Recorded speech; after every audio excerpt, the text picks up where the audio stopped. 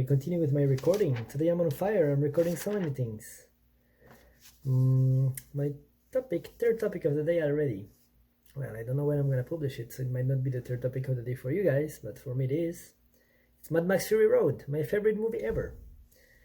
Surprising that I like it, given that I normally don't like action movies, and given that I normally don't like sequels to movies, and normally that I don't like sequels to movies that have different main characters. But Mad Max is so good that I just put aside all these normal preferences and I really liked it. I would like to talk about why I like it, and it's my YouTube channel. I do whatever I want. That's what I want to do. So here it is. Mad Max is set in a future in which it happens in Australia, and kind of humanity, society, civilization start going down. So in Mad Max 1, there are still roads, there are still cities, there are still police, but society is getting wild, it's getting out of control.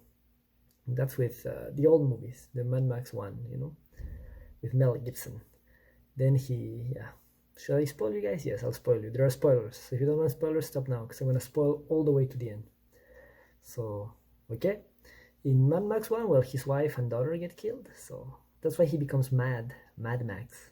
And he faces a bad guy whose name is Toe Cutter. Remember, Toe Cutter is going to become important later. The actor of Toe Cutter, in fact. Then there was the second movie in which people live in kind of like small societies that they create, but civilization itself is like less and less visible. In Mad Max 3, it's even more detached from the reality that we know.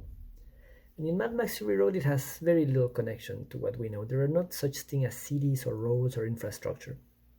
So in Mad Max Fury Road, they live in Australia somewhere. They're surrounded by wasteland, and there are a whole bunch of warlords that possess different resources. Like there's a small group that possess a passage, so they make money out of letting people pass or not pass there. There are some sort of Amazons who live in a part of the desert, and they are snipers, and there are different groups. But the principal three groups is a sort of coalition that have very important resources and a lot of power. So their leader is Immortan Joe, and he possesses the fortress which has water. And he's the main antagonist, and the same actor as Toe Cutter in the first film. That's why I mentioned him. So it's not the same character, but it's the same actor. So I'm like, wow, so nice. Then there is another city in which they refine oil and they produce oil. This is led by the People Eater, an obese man that all he cares about is money and resources. And their third city is a lead mine where they produce bullets, and that's led by the Bullet Farmer. The Bullet Farmer is a really cool, crazy guy who has bullets instead of teeth. So when he really hates somebody, he takes a bullet out of his mouth and shoots them with it. So these three guys, having guns, water, and oil can rule over their area, They are very powerful where they are. And they have built a fairly strong armies of war boys that they call, and they have cars, they have guns, they have flamethrowers. This is kind of the context, and people who live outside of these cities and don't work directly for them live a very tough life because they have very few resources. They are essentially slaves to these leaders, especially to Immortan Joe, who has presented himself as a half god. And he created a sort of religion in which he himself will take him to the gates of Valhalla, which is kind of the heaven he created. It's vaguely inspired by Norse beliefs. And they like shiny chrome, so they like to shiny chrome their mouth before they sacrifice themselves to go to Valhalla, dying at war. It's religious fanaticism. It's very nicely presented in the movie. And at the beginning, a very cool lady, which is Charlize Theron, playing Furiosa, has to carry some goods from one of the cities to the other. I don't remember. She departs for the fortress, that's for sure, and she has to bring resources. I don't know if it's to the Bullet Farmer or to the Man-Eater. Regardless, that's not what she has in mind. Again, tons of spoilers, so if you don't want spoilers, don't watch. And well, we have to talk a bit about Furiosa. So she was kidnapped from her homeland, the green place, and she was essentially a slave. It's very vague, but from our understanding, she was Immortan Joe tried to reproduce with her, and did not work. So he cut one of her arms. So she has one robotic arm, and she became a sort of war boy woman Like she fights with the Rigs. She fights really hard. She's really strong and smart. So she's an imperator, which is a high rank within this warlord warlord hierarchy. So she's trusted with a very high position.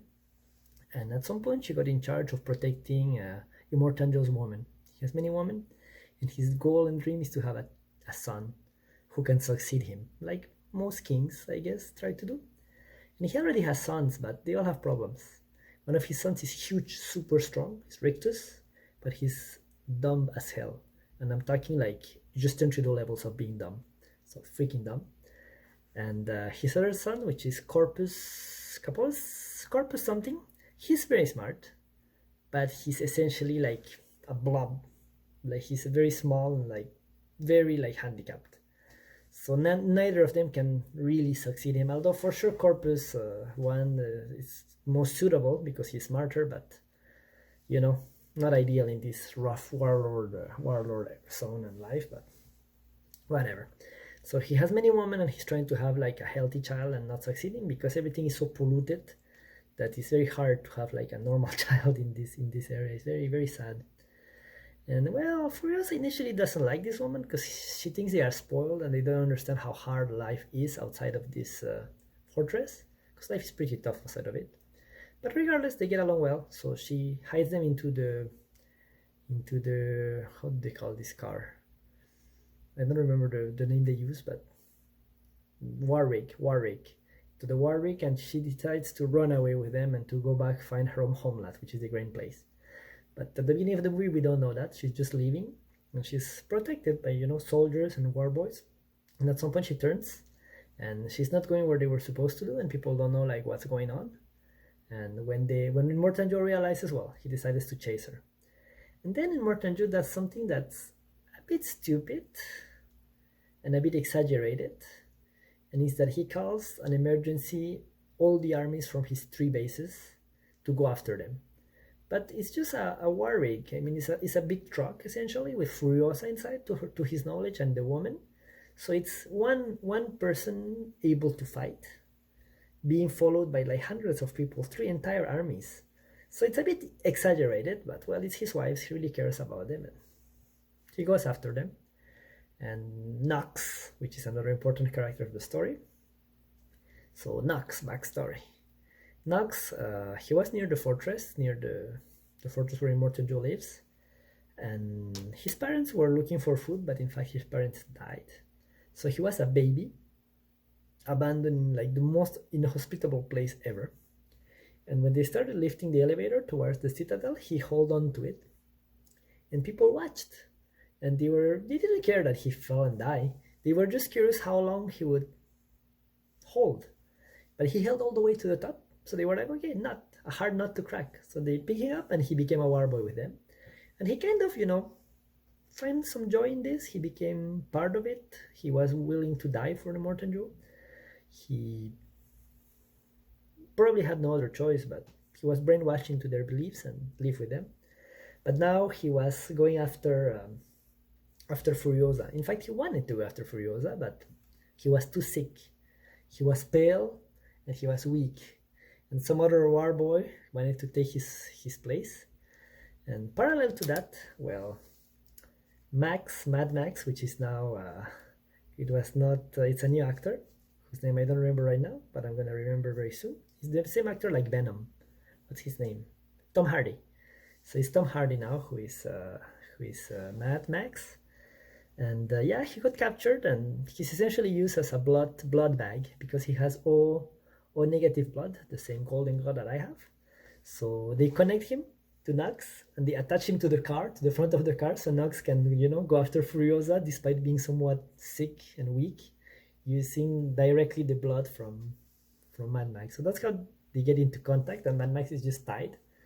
And they have these dystopic images where, you know, the 3 armies that are following Furiosa have, of course, guns, but they also have like flamethrowers, and they also have a guy that is attached and plays the guitar that also is a flamethrower. So that's very dystopic. I mean, it's pointless to the war, but he plays music and they attack with music, you know.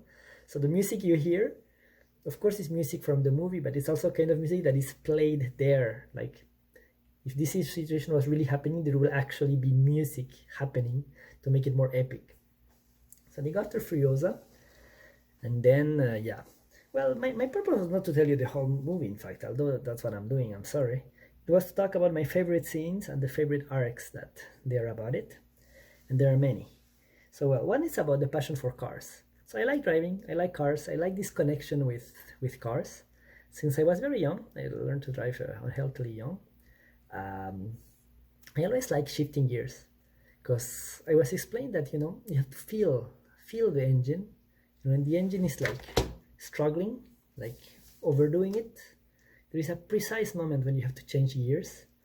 And I mean, boring people check their rotations per minute, but the real way is hearing it, feeling it, the vibration, the sound. And when you do it well, the car just goes so smoothly and you feel connected to your car. And in Canada, I like to drink in all sorts of conditions: rainy conditions, icy conditions, snowy conditions. I like to drift when it's safe, and of course there is nobody there. So the passion they have about driving, I have it as well.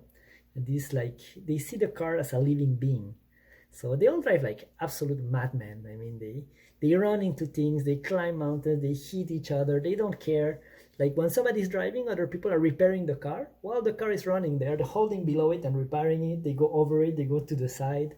Like their car is like their home. They don't care that the car is going full speed, they're getting shot. It's all happening in the car. And there are some very powerful scenes that I really like. Like at some point, they get they get a Molotov bomb on their truck and it catches fire. So she puts some sort of like protection that it's supposed to remove debris in front of the car, and it makes sand cover the engine. But right after the sand is removed from wind, the flaps open and the engine breathes. It's like, and you can see that the car is alive. It needs air to work. And in another scene, they need speed. And Knox, by this time, for long to explain reasons, and involved a redhead lady. And he's now with the good guys, and he has a little bottle of fuel to feed directly into this air intake of the engine. The idea being that in a combustion motor, if you put a bit more of fuel, well, it explodes a bit harder and it gives a bit more power to the car. You can drown your motor doing that, but it's a movie. And because he loses like the thing to deliver the fuel, he does it with his mouth. So he spits the fuel into the opening like at the right timing and in the right amount, whereas the bad guys are doing it with a little bottle, which is less cool. And yeah, they have these strong connections with the car. So this I really liked. And it's all about cars there. I mean, they have no resources left, no technology left, but when they find a good car, they keep it and they maintain it. Like, there are more efficient ways of transport, but they keep the more fuel-consuming, coolest cars. Cannot blame them. I would do the same. Another arc that I find very interesting in this movie is feminism. I like feminism values and feminism ideas. I don't like modern feminism necessarily, or how things are portrayed nowadays. Things like taking a good movie and redoing the same movie with low-quality women actors and expecting it to be a success. I'm like, I mean, there are good women actors, but you have to choose those to make a good movie, so the movie is good. And in Mad Max Fury Road, there's nowhere a word of feminism. It's not mentioned, it's not meant to be a feminist movie, but it is, and it should be, in my opinion, for many reasons. The main reason being Furiosa, of course, because Furiosa, I mean, is the main character, the most important character, and the coolest character of the movie. She fights with people one-on-one. She's very courageous. She never backs up from a fight. She gets beaten, she hits, she gets stabbed, she gets shot. All the possible things that happen to her, and she keeps fighting back. And she never makes this, like, she never asks for any type of, advantage in any of these things. She fights one-on-one, equal to anyone, whoever her rival is. She's a leader. She has a cool story that I kind of told you earlier a bit. Like, she was kidnapped, she was enslaved, she kind of rose through the ranks to become imperator. She rebelled to save the girls. And there is another very telling scene. At some point, they're hunted by the bullet farmer, and they have 3 bullets from their snipe gun. And Mad Max, which is supposed to be the main character, shoots one, misses. Shoots a second one, misses again. So Furiosa kind of comes close. Not saying that she should shoot, but kind of suggesting it. And Max just gives her the gun because, Furiosa is Furiosa. And she aims and she gets it one shot because she's that cool. So these kind of scenes, like, he get me, it's like, wow, she's so amazing.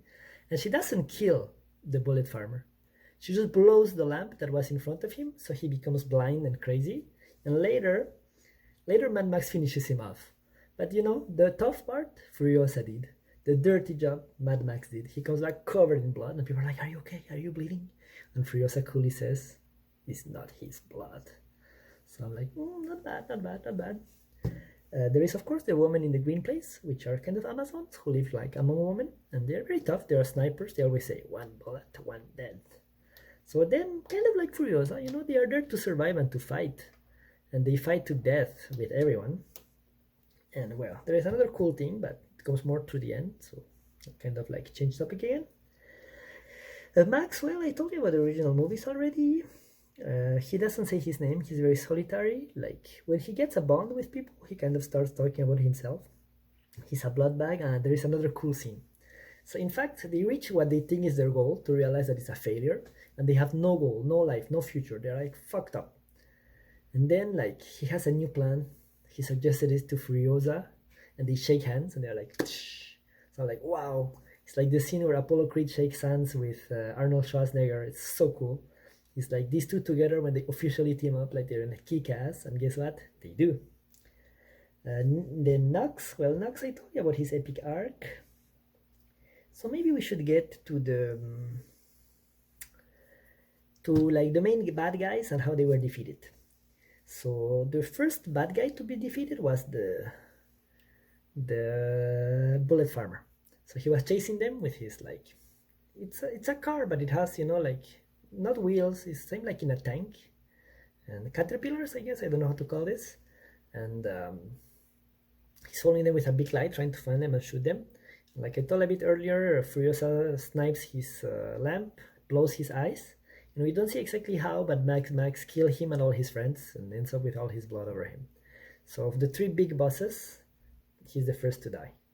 The second to die is the man-eater, who's following them in a car. He's obese. And he's not very agile or physically strong, so Max just gets into the car and, like, punches him and takes over his car. And when People Eater tries to shoot him, like, he defuses the gun and uses him as a shield. So it's in fact Immortan Joe who kills him. Immortan Joe shoots at his own friend, trying to kill Mad Max, and People Eater blocks. So two gone. But these are like secondary characters, so they both were killed by Mad Max. But at least with Bullet Farmer, Furiosa was pretty involved. Then there is Riktus, the son of Furiosa. The son of Immortan Joe, I'm sorry. He's super strong and super tough, and he fights with the Amazons, he fights with the virus, he fights with everyone, and he's really tough. But Mad Max ends up killing him. So Mad Max kills these, like, three main, rivals. But the main rival is Immortan Joe. And that's a job for Furiosa, who has been stabbed. So she's been stabbed and she's not doing good. Like, she's not doing good, but she says, like, I'm gonna get him out of the way. So she goes to Immortan Joe's car and fights with him. There is, like, tons of cool scenes. But at the end, like, she uses her mechanical arm to attach a chain and attach to his face, because he's pretty sick, Immortan Joe, and he has, like, a face cover. And their last exchange goes like this. She tells him, remember my face. And he responds, roar, like some sort of weird sound. And then his entire face gets, like, detached from his body and he gets killed. So normally in series, movies, actions, anime even, the main bad guy is defeated by the main character. So here Furiosa defeated Immortan Joe, which grants her, in my opinion, and for all her actions, the main character role. That's why Fury Road maybe refers to Furiosa Road. Who knows? And then, Immortan Joe has been defeated. All the bad guys have been defeated. They come back to the Citadel. And they don't really know what's, like, the after of this, because all the leaders have been defeated. And in the Citadel, they just don't know where to head. And people just start rooting for Furiosa because they find her just as cool as I find her. And they kind of, like, lift her up in this elevator to be, like, the new leader of this place. So we don't really know where this goes. Like, maybe George Miller will do a sequel. but it kind of gives the impression that she will be a better leader than Immortan Joe was, and like maybe help the people a bit more, but still be a strong leader that they did in a very tough times. And Max is just like, good job, and he goes on his own because Max is like a solitary wolf that kind of lives his own life. So yeah, it's a very good ending, very nice movie, love it, encourage you to watch it. I watched it in Singapore the first time. I was impressed. I just watched half of the movie. I had to watch it again when I was home, and they won tons of Oscars that year. So I was like, yay, the movie that I like won tons of Oscars. I was so happy about it. And I rewatch it every once and then, including today. So that's all I had to say. And questions, comments, let me know. Take care, guys.